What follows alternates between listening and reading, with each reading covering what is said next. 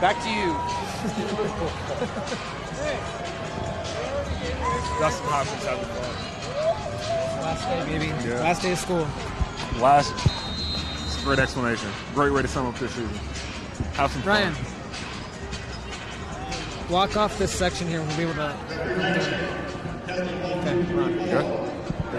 What's up, Redskins fans? I'm Gabe Henderson, joined by Jacob Kring-Trifles. Here another Facebook Live show for the last home game of the season, Jake. How excited are you to, get this game rolling and beat the Eagles today? Yeah, I mean, this is it. This is the season finale. I just told you, it feels like kind of the last day of school for a lot of these guys. This is a big game for a lot of guys that, maybe haven't gotten a lot of time on this roster. And look, it's unfortunate the season ended the way it did. Yeah. Redskins aren't going to be in the playoffs, but an opportunity to really show some spirit and some heart in this final game and take some momentum into next season. You talk about show some spirit, show some heart. They have a lot to play for today, especially with the Eagles, hoping to clinch a playoff berth, and it's a division rival. So the Redskins do have a lot to play for, today with a lot of implications for those guys. Yeah, I mean, they're playing an opponent that right now really wants to make it to the playoffs. They have an opportunity so long as the Bears win as well. And the Redskins are going to try to play spoiler. And, I think that's sometimes motivation enough when you're playing a division rival like they are.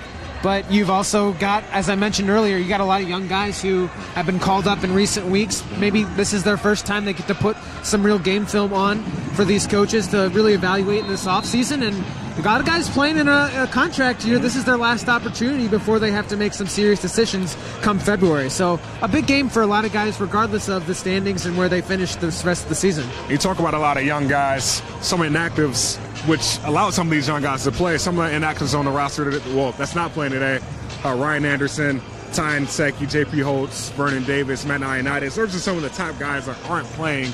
And when you look at guys today who are, getting called into, new roles today, who are you most excited to see get that fresh start and get some playing time under their belt? I talked to Jeremy Reeves, actually, before on Friday, and this is a guy who was actually a former Eagle. He's a rookie. He did spend all his preseason with the Eagles, and now he gets a chance, with DJ Swearinger gone, you get some opportunities for DeShazer Everett too, but this is a guy that Jay Gruden said he's going to spend a decent amount of Sunday playing, and so I think when you look at that, he's been ready. He's a cornerback. He's played all over the field, but he really likes to play safety. He lets him to be a little bit more of a playmaker, and he said, "Look, I'm going to put on a show for you. I want to. That's my goal." So I kind of want to see how he works out, because look, the Redskins, when it comes down to it, they're going to need to really consider what they have in the defensive backfield this offseason.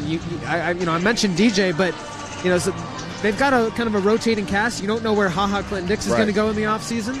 So this is a big opportunity for him to show something to these coaches this final game. And I'm excited to see Adonis Alexander. A lot of guys call him a baby Richard Sherman. He's got the dreads. He's long. He's lengthy. And, he's been a guy who's been around all season, and he knows the system. So, seeing him today will, definitely be exciting. I know it'll be exciting for him just to be able to, get some more run under his belt and prove to the guys, to the coaches that, hey, you don't have to look too far. You have a guy right here in your system that can make plays at quarterback. Right. And let's not forget, maybe somewhat jokingly but somewhat truthfully, the MVP of this season, punter Tress Way. This is another guy to watch, because look, this could be a game where he really cements his 16-game season. Has not had a touchback the entire year. That's insane. It is really impressive. It's something that I'm sure he's going to really try to finish off on the right foot. No pun intended. But this is an opportunity for him to really solidify what's been a Pro Bowl season already for him. And I'd like to see him in the Pro Bowl. He's an alternate right now. Who knows what could happen? But this could be another way to really bring it home and kind of show the fans why they voted him in. Right. Speaking of Tress Way, he's had a phenomenal season, but he couldn't have done half of the things he hasn't done without his return guys, with his gunners, stopping the ball from going into the end zone. One guy in particular, Jehu Chesson, going back to, players that we're most excited about seeing playing today. Jehu Chesson's one of those guys. He's made his mark on special teams, complimenting Tress Way. So I'm excited to see him. I hope he gets some more playing time today. We saw him a little bit at the Giants game with that reverse, -4 yards, but just seeing some of his speed, a flash of speed, just to see him play today will be phenomenal. Yeah, and I would like to see it offensively too. You talk about how the Redskins just never really filled the role of Paul Richardson when he went down. And I think maybe he was originally a potential guy to do that, but he's still pretty green. I think he didn't get a lot of time to really work with Alex Smith. And then you have all the quarterback shuffles. It's just so hard to integrate a guy when you haven't had much time to work with him at all. And so, it's been a few weeks, but I'd like to see him sprint down the field, maybe try a couple deep balls with Josh Johnson. Because I know Josh, look, this is his last game too, and you never know what his future's going to bring. Right. He might want to sling it downfield today. Right. I mean, how do you manage all of these new guys? How do you manage their play time? As a coach, a lot of these guys want to get in. A lot of these guys, want to put some tape together for other teams to see. So how do you manage all these guys playing time and make sure, the right guys get on the field, but at the same time, we have to win this game also? Yeah, I don't think this is like spring training or preseason. I don't think that's the mentality here. I think the mentality is to win. The mentality is to go out and put your best players in your best situation as possible. I think some of that then just comes from the fact that you basically just you work with what you're given. And so they looked at the game plan a lot this week. I'm sure they found guys who they'd called up in recent weeks and said, I think they like them in certain situations. So it might feel like you're giving these guys extra time to work and get film, but they're also probably dually working as guys that they feel really do work in that situation. 24 guys on IR, it's not easy. That is not easy at all. It's tough to, game plan and, have a consistent offense. And, staying on the offensive side of the ball, how do you, bounce back from that loss against Philly on Monday Night Football a few weeks back, now having a quarterback under center who's been here for 3 weeks now. Of course, with the Philly game last time, that's when Colt McCoy got hurt, unfortunately, and Mark Sanchez got in. But how do you adjust from that loss and build on that loss and come out with a win today? I think you're definitely frustrated because it was an opportunity, and I think it was hard to really look at that game and say, oh, well, they won fair and square. I think when you lose your starting quarterback, it's just almost impossible to come back and figure out a way to win with Mark Sanchez, who had barely even been on the team at that point. It's so hard to evaluate from that perspective. So I think you look at that, maybe just those first couple of drives that Colt was under, and it still was a bit of a struggle offensively. But, look, this is your final opportunity. So I think everyone is really hungry to win no matter what. It doesn't necessarily mean it's a revenge game or anything, but I think the factor that the Eagles still have a chance to make the playoffs probably gives you a little bit more hunger to be on your P's and Q's. And that was a game, too, that was also dramatic in the sense that they lost both of their backup guards. Tony Bergsham was already out, and then you lose Jonathan Cooper, and that's really started the whole rotation that we've been in the last few weeks, and it's just been so hard to recover. But Josh Johnson wasn't even on the team. That was the moment that they called Josh Johnson in and said, hey, we're going to need you again. Exactly. And I think from his perspective, this is another great opportunity to go against a division rival. He played against the Giants and had some pretty good success that second half. Hasn't gotten to face a real division rival in the NFC East yet for a full game. So this will be a fun opportunity for him as well. You talk about all the guys that's been on IR, guys who's been in and out of the lineup this year. One guy that's really stood out to me, and I know everybody's been talking about, is Adrian Peterson. He's been a guy, a workhorse mentality guy. He's already broke 1,000 yards. I mean, there's so many great things to say about this guy. How impressed are you with him this season? Yeah, it's been pretty remarkable. I think you probably could never have predicted an 1,000-yard season from him, even if you knew he was healthy in the way he worked out with the Redskins. I go back to that workout. I think everyone was so impressed right off the bat. And, it almost became its own little mythology. He didn't take any water breaks. He outworked everybody else around him.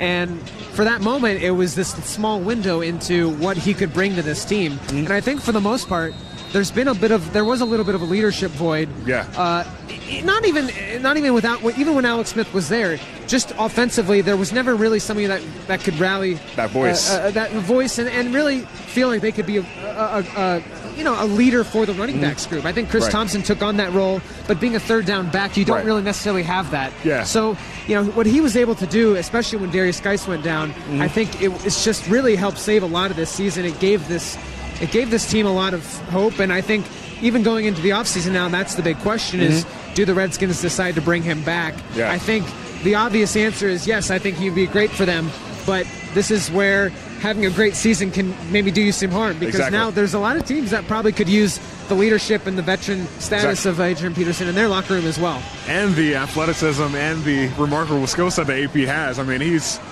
been phenomenal this year. You know, we're watching the defense do some pursuit drills right now, and we see the Shazer out here. See, kind of the same lineup, of course, Sean Dion Hamilton, who was in at middle linebacker. So my key matchup for today would be this linebacker group against the run game of the Eagles. I mean, the Eagles, they've been running the ball pretty well as of late. Right. And seeing the shakeup with our defense, I feel like our middle linebackers will have to step up to the task today. Well, ever since Nick Foles became almost a legend in Philadelphia. I mean, they call him St. Nick now for a reason. He got them that Super Bowl victory. Yep. He's potentially trying to get them back into the playoffs after Carson Wentz has gone down with another injury. Yep. The Redskins haven't faced him even going back to last year. They faced the Eagles both times very early. Now they face the Eagles both in December.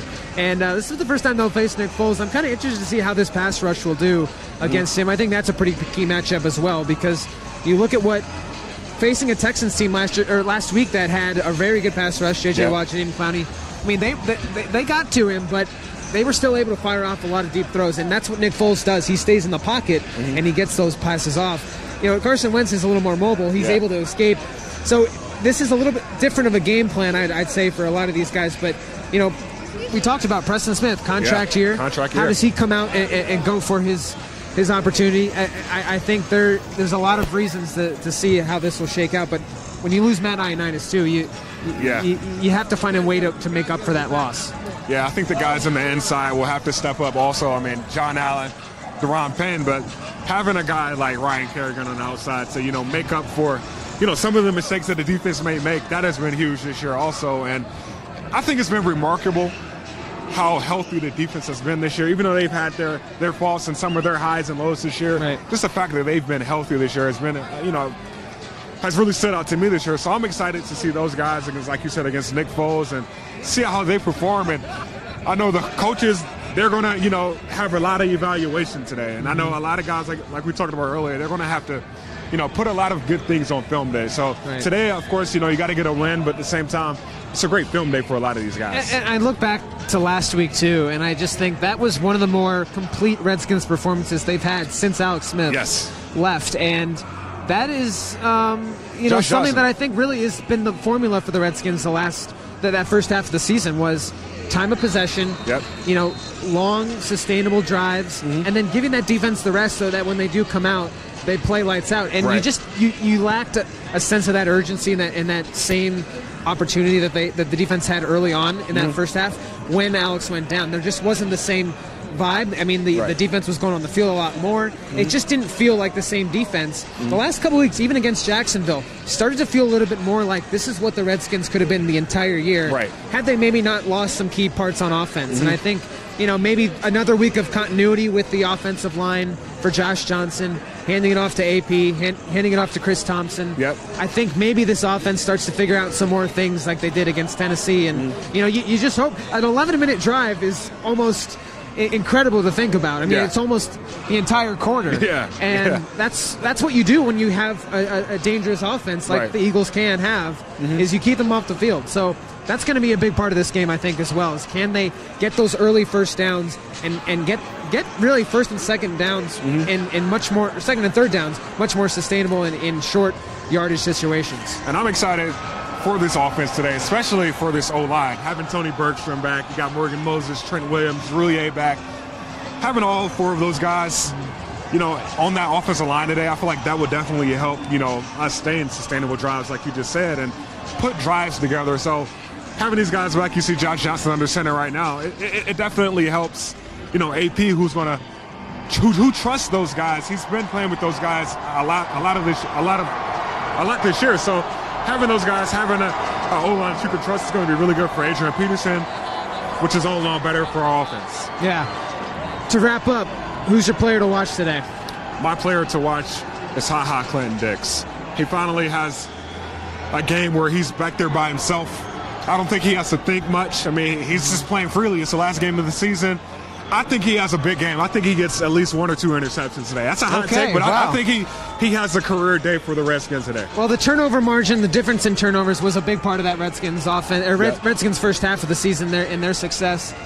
So that would certainly help. And I'm going to go I'm going to go on the offensive side of the ball. I think I said this last week, but I want to go back with Josh Johnson. The last opportunity, he's got a lot of decisions to make. The Redskins may offer him a contract to stay on. He may also just go back to the AAF and go to the San Diego Fleet. There's a lot of options in his corner, and I think today would be a really great day for him to play one last game here and see what the Redskins might do with him this offseason, and ultimately another opportunity to put on some good tape and just play football like he has been, just fun and free, and really leading this team where there's been a leadership void. So I'm looking forward to seeing what he does today. Well, it's been an exciting year for us. I mean, it's the last pregame show of the year as we wrap this thing up. So, guys, you can always check the game out today. It's 425 on Fox. Check it out at WMAL and ESPN 980. For Jacob Kring Trifles, I'm Gabe Henderson for Redskins.com.